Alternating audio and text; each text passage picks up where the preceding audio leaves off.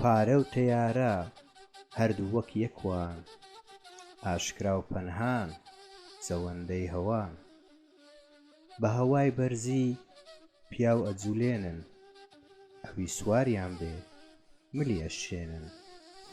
جاران گوێ زڕنگەی پارەی کە دەبیست، لە دەنجی تەورات خۆشتری ئەویست.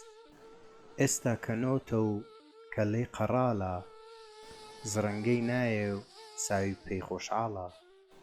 قەڕاڵ هەرچەندە خۆی زیندووترە، شکلی نۆتەکەی خۆشەویستترە.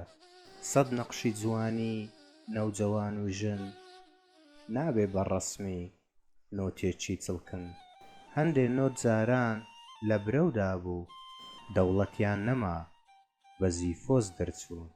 ماڵ بۆ خواردنە نەک بۆ هەڵگرتن، بەشەی کەس نەدەی ئەبن بە دوژمن. هەندێکە کەونە سەڕەی بۆلشیڤیک، لەگەڵ پارەدا ببن بە شەریک.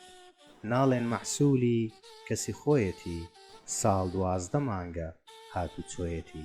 خوا کە بنزینەی دنیای داناوە، بەشی هەر کەسی جۆی بە جۆی داوە. گەورە و بچووکی ئەگەر نەبووایە، ئەم کۆمەڵیە چۆن ئەهاتە کایە. هەمیشە عەقڵ و عیلم لە پێشە، لە هەموو شارێ نەزان بارچێشە. ئەوەی کە خانووی لەبەرد ئەتاشی، زۆری پێ نەچوو جێمالە باشی. بە قولەی بەرزی خانوو مەنازە، بەشەر بۆ مردن دائیم ڕێبازە.